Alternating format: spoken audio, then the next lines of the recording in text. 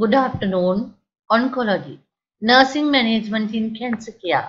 Already we have discussed the objectives, abscess, and in causes of abscess, types of abscess, systemic signs, management, nursing intervention, chronic abscess, boil, then treatment, furuncle, etiology, tumor, a mass of abnormal tissue which resembles the normal tissues in the structure, but which fulfills no useful function and which grows at the expense of the body, a swelling or enlargement. Then pathophysiology of malignant process. Already we have discussed characteristics of malignant cells, invasion and metastasis. Then how can it be spread? Lymphatic spread and bloodstream spread.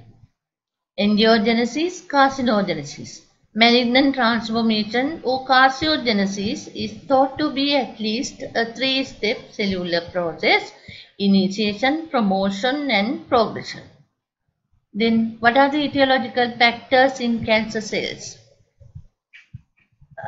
Viruses and bacteria, physical agents, chemical agents, genetic or familial factors, dietary factors, then hormonal agents. With example, already we have discussed those things.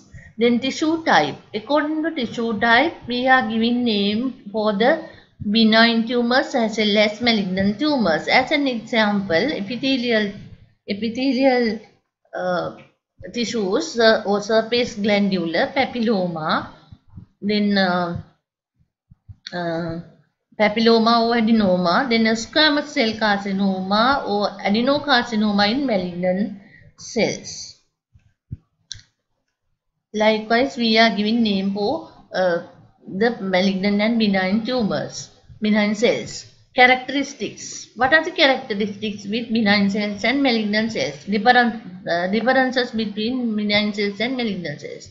Cell characteristics. Well differentiated cells that resembles normal cells of the tissue from which the tumor originated in benign cells. Malignant cells undifferentiated and often bear little resemblance to the normal cells of the tissue from which they arose. Mode of growth grows by expansion and does not infiltrate the surrounding tissues, usually encapsulated. It has a capsule, but in malignant cells grows at the periphery and sends out processes that infiltrate and destroy the surrounding tissues. Rate of growth is usually slow in benign cells, but in malignant cells not like that. It has a rapid growth. Okay. Then metastasis. In benign cells does not spread by metastasis, but in malignant cells it can be spread through blood and lymphatic channels. General lipids localized in benign tumors are localized, does not cause generalized effects unless its location interferes with vital functions. But in malignant cells, generalized effects such as anemia, weakness and weight loss. Tissue destruction, tissue damage usually does not cause tissue damage unless its location interferes with blood flow, but in malignant cells causes extensive tissue damage as the tumor outgrows its blood supply or encroaches on blood flow to the area.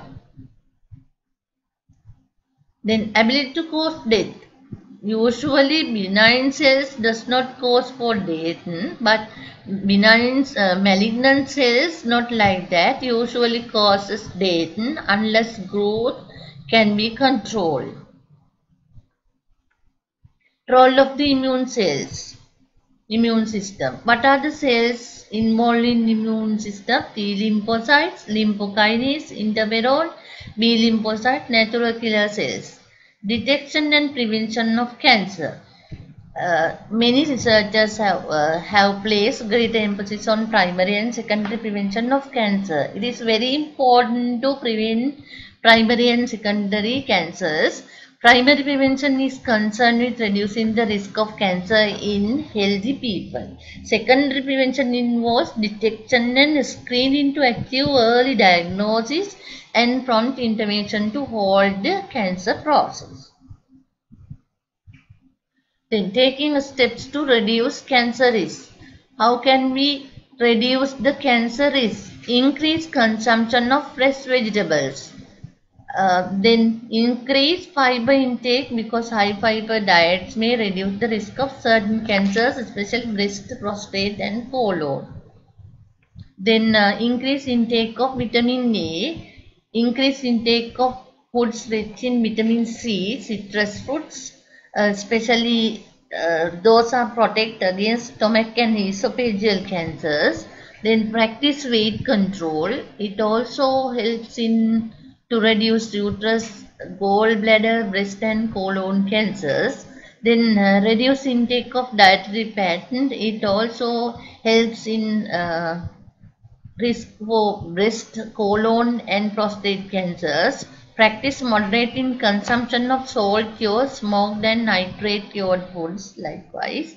It also helps in esophageal and gastric cancers. Then stop smoking cigarettes and cigars. Reduce alcohol intake, because drinking large amount of alcohol increase the risk of liver cancer. Avoid the overexposure to sun. Then diagnosis of cancer and related nursing consideration later we will discuss. Thank you very much for listening.